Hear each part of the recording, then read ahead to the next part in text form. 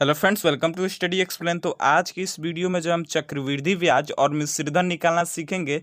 तो देखिए, आप जो है चक्रवृद्धि ब्याज किस तरीके से निकाल सकते हैं और मिश्रधन किस तरीके से निकाला जाता है, इसी वीडियो में सीखने वाले हैं। तो आप जो है इस वीडियो को शुरू से लास्ट तक देखिएगा, क्योंकि हम एक लास्ट में एक क्वेश्चन देंगे जिसको आपको आंसर बताना है। तो देख लीजिए, हमारे पास चक्रवृद्धि ब्याज हमें क्या करना है, निकालना है। तो यहाँ पे देख लीजिए, हमारे पास एक क्वेश्चन है जिसका हमें क्या करना है, चक्रवृद्धि ब्याज निकालना है। तो क्वेश्चन है हमारा, 4,000 रुपये का 10% वार्षिक ब्याज की दर से 3 वर्ष का चक्रवृद्धि ब्याज ज्ञात कीजिए। इस तरीके से आपको क्वेश्चन दिया जाता है, यानी इस वीडियो को आप लोग पूरा लास्ट तक देख लीजिएगा, तो आपको जो है चक्रवृद्धि ब्याज निकालना आसानी से सीख जाइएगा। और इस क्वेश्चन को आप लोग समझ जाइएगा, तो इसी प्रकार के जितने भी क्वेश्चन होते हैं उन सारे क्वेश्चनों को आप लोग सॉल्व कर लीजिएगा, यानी हल कर लीजिएगा। तो चलिए वीडियो को स्टार्ट करते हैं। तो देख लीजिए, यहाँ पे जो है इस वीडियो को स्टार्ट करने से पहले आपको समझ लेना है चक्रवृद्धि ब्याज का सूत्र क्या होता है, यानी इसका फॉर्मूला हमें पता हो जाएगा तो हम आसानी से समझ लेंगे। तो चलिए पहले हम चक्रवृद्धि ब्याज का जितने भी फॉर्मूला है उसको पहले हम समझ लेते हैं। तो यहाँ पर देख लीजिए, हमने लिया है सूत्र, यानी चक्रवृद्धि ब्याज का जितने भी फॉर्मूला है, जिस जिस सूत्र से हम चक्रवृद्धि ब्याज ज्ञात करते हैं, वो सारे सूत्रों को हमने लिखा है। तो यहाँ पे देख लीजिए, पहला सूत्र है, यानी चक्रवृद्धि ब्याज निकालने के लिए पहला सूत्र क्या है। तो दो सूत्र है चक्रवृद्धि ब्याज ज्ञात करने के लिए। पहला सूत्र ये है कि यानी चक्रवृद्धि ब्याज निकालना हो तो उसमें पहले आपको यानी मिश्रधन पता होना चाहिए और मूलधन पता होना चाहिए। तो मिश्रधन में से मूलधन को माइनस कर दें तो आपको पता चल जाएगा कि चक्रवृद्धि ब्याज कितना होगा। आपको मिश्रधन और मूलधन दोनों पता हो तब। उसके बाद जो है, अगर मिश्रधन नहीं दिया रहे तो आप किस तरीके से चक्रवृद्धि ब्याज ज्ञात कर सकते हैं। तो उसके लिए एक फॉर्मूला होता है, ए बराबर पी इंटू 1 प्लस दर, यानी आर बाई टी।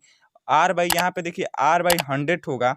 यहाँ पे 100 हम लिख लेते हैं क्योंकि 100 होता है आर बाई 100। और इंटू में एन, एन का मतलब क्या है कि एन मतलब प्राकृतिक संख्या, जितना समय, एन का मतलब होता है समय। ये ए का मतलब क्या होता है, पी का मतलब क्या होता है, आर का मतलब क्या होता है, और ए एन दिया है इसका मतलब क्या है, हम नीचे समझेंगे। तो यहाँ पे देख लीजिए, ए का मतलब होता है, ए का मतलब यानी मिश्रधन। इसको अंग्रेजी में कहा जाता है अमाउंट। आप लोग समझ गए कि ए के ए सिंपल में दिया गया है, इसको इंग्लिश वर्ड दिया गया है ए। तो ए का मतलब हम ए लिखें तो इसका मतलब क्या है, मिश्रधन। और पी, पी का मतलब क्या है, मूलधन। यानी पी माने मूलधन होता है और इसका पूरा नाम होता है अंग्रेजी में मिश्रित प्रिंसिपल। इसका पी लिया जाता है, इस इंग्लिश वर्ड में इसका लिए पी लिए हैं। उसके बाद देखिए आर, आर का मतलब क्या हुआ, यानी यहाँ पे लिखे हैं हमने आर। तो आर का मतलब क्या हुआ, दर, यानी दर कितने परसेंट है। तो दर को हम क्या लिखते हैं, रेट, इसको अंग्रेजी में। तो इसके लिए क्या लिखते हैं, तो आर लिखते हैं, समझ गए। अब यहाँ पे देखिए सी डॉट आई डॉट, इसके मतलब क्या हुआ। तो सी डॉट आई डॉट का बड़ा मतलब हुआ कि चक्रवृद्धि ब्याज, यानी चक्रवृद्धि ब्याज को अंग्रेजी में कहा जाता है कंपाउंड इंटरेस्ट। तो इसके लिए जो है सी इसमें लिया जाए है कंपाउंड में, और आई इसमें लिया है, यानी सी आई, यानी सी आई अगर लिख दिया जा रहा है तो उसके मतलब क्या हुआ कि कंपाउंड इंटरेस्ट, यानी चक्रवृद्धि ब्याज निकालना है। तो इस तरीके से आप लोग समझ गए कि ए क्या होता है, पी क्या होता है, आर क्या होता है, और सी डॉट आई डॉट क्या होता है। तो आप लोग समझ गए होंगे। तो चलिए अब फॉर्मूला को हम लिख लेते हैं, उसके बाद हम आपको सॉल्व करते हैं क्वेश्चन को। अब देख लीजिए, यहाँ पे जो है जो जो दिया है उसको पहले हम लिख लेते हैं। तो यहाँ पे देखिए, ये जो हमारा है, ये 400 रुपये है, ये क्या है, हमारा मूलधन है। तो हम यहाँ पे लिख लेते हैं मूलधन दिया है, यहाँ पहले लिख लेते हैं जो दिया है। यहाँ पे लिख लेते हैं दिया है। दिया क्या क्या दिया है उसको पहले लिख लेंगे। तो यहाँ पे हम लिख लेते हैं मूलधन कितना दिया है। तो यानी मूलधन, यहाँ पे लिख लेते हैं पहले मूलधन। मूलधन यानी इसको किससे सूचित करते हैं, तो पी से सूचित करते हैं। तो मूलधन ये हमारा है, मूलधन ये क्या है, मूलधन है। तो मूलधन कितना है, 4,000 है। तो यहाँ पे लिखेंगे 4,000, 4,000 रुपये है तो 4,000 रुपये लिख लेंगे। उसके बाद क्या है हमारा, देखिए रेट कितना है, यानी दर कितना है। तो यहाँ पे लिख लेंगे हम पहले कि दर, ये हमारा दर है, परसेंटेज में दिया है, ये हमारा क्या है, दर। यानी इसको हम किससे सूचित करते हैं, तो इससे आर से सूचित करते हैं। तो ये दर कितना दिया है, तो 10% दिया है दर। उसके बाद देखिए समय कितना दिया है, तो 3 वर्ष दिया है। समय यहाँ पे लिख लेंगे समय, समय यानी एन लिख सकते हैं या टी भी लिख सकते हैं, उससे कोई दिक्कत नहीं है। तो समय कितना दिया है, तो 3 वर्ष दिया है। तो यहाँ पे लिखेंगे 3 वर्ष। तो यहाँ पे देख लीजिए जो जो दिया था उसको पहले हमने लिख लिया है, यानी जो है मूलधन जितना दिया था, तो यानी मूलधन को पी से सूचित करते हैं, तो मूलधन 4000 दिया था। और यहाँ पे देख लीजिए दर कितना था, तो दर 10% था। यहाँ पे देख लीजिए 10% वार्षिक ब्याज की दर से। और यहाँ पे देख लीजिए यहाँ पे समय कितना था, तो यहाँ पे समय था हमारा 3 वर्ष, तो हमने लिखा है समय 3 वर्ष।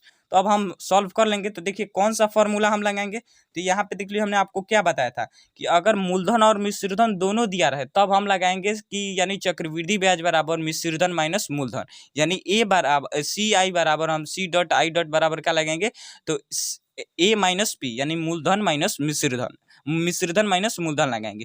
तो इसमें देखिए मिश्रधन नहीं दिया है, हमें मिश्रधन निकालना है। तो यहाँ पे हमने आपको बताया था कि मिश्रधन निकालने के लिए कौन से सूत्र का उपयोग करेंगे। तो हमने यहाँ पे देख लीजिए मिश्रधन निकालने के लिए हम कौन सा सूत्र बताया था, तो ए बराबर पी इंटू 1 प्लस दर बट्टे में 100 और इंटू में एन माने समय। तो इस फॉर्मूले से हम इसको पहले हम क्या निकालेंगे, तो ये क्या है, यहाँ पे हमने बताया था ये हमारा मिश्रधन है। तो मिश्रधन निकालने के लिए हम इस फॉर्मूला को रखेंगे, तब हम मिश्रधन पता चल जाएगा। तो चलिए इस फॉर्मूला को हम रख लेते हैं, उसके बाद हम समझाते हैं। तो फॉर्मूला क्या है, फॉर्मूला है ए बराबर पी कोष्टक में 1 प्लस आर बट्टे में 100 और इंटू में एन, यानी एन हमारा क्या है, समय है। तो इस फॉर्मूले से हम क्या करेंगे, सॉल्व करेंगे। तो देखिए ए हमें नहीं पता है, ए हमें निकालना है, यानी मिश्रधन हमें निकालना है। तो यहाँ पे लिखेंगे ए ऐसे ही रहने देंगे। और पी हमें पता है, पी कितना है, यानी मूलधन कितना है, तो हमारा 4000 है। तो मूलधन के स्थान पर पी के जो स्थान पे दिया है उसको पहले मान भर देंगे संख्या का। 4000 है तो 4000 को भर लेंगे।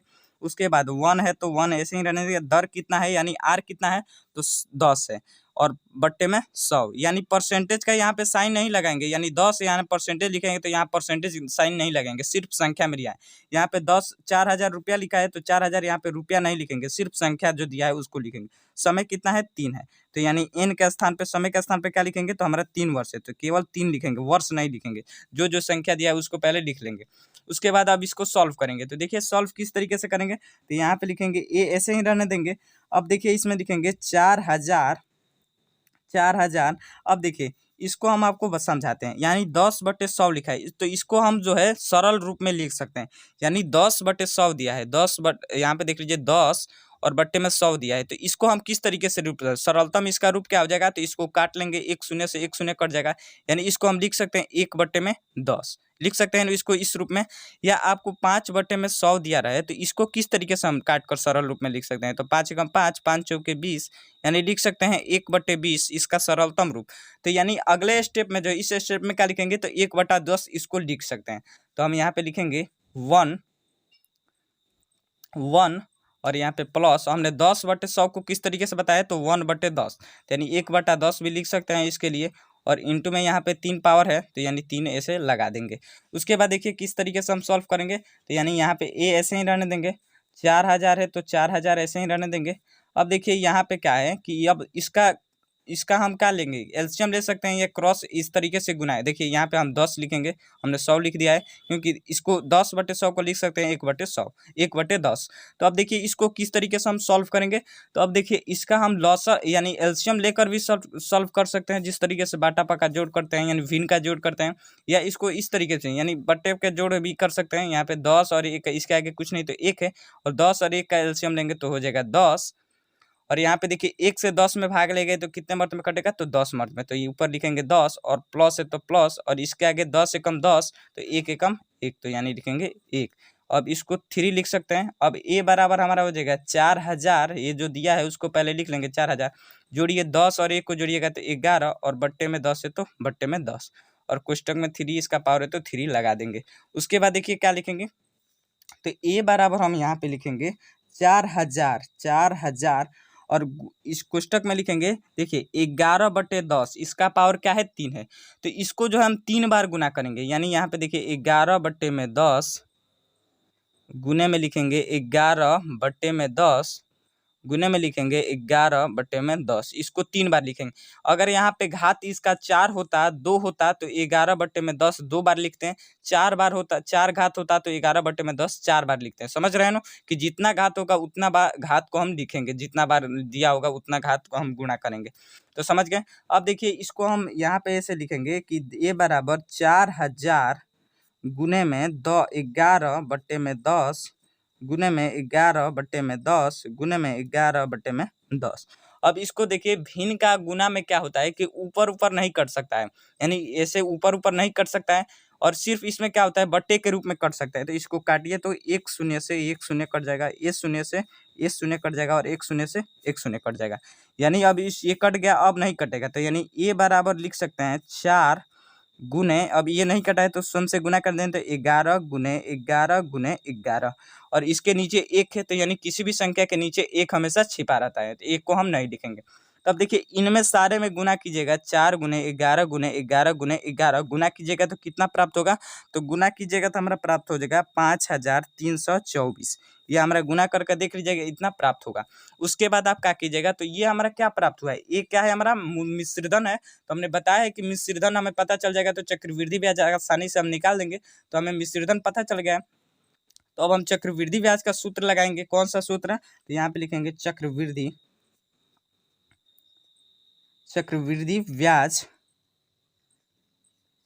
चक्रवृद्धि ब्याज क्या बराबर होता है, तो ए माइनस पी, यानी ए माइनस पी होता है। तो हम इसका फॉर्मूला क्या लगाएंगे, तो ए माइनस पी हमने लिख लिया है। तो यहाँ पे देखिए, तो ए क्या है, इसको लिख सकते हैं सी आई भी लिख सकते हैं, हमने बताया है आपको, सिंपल इंटरेस्ट, कंपाउंड इंटरेस्ट। तो यहाँ पे देखिए, ए हमारा पता चल जाए, ए हमारा है 5300 कितना 53, और हमारा है यहाँ पे देखिए 5324, यानी 5324 है।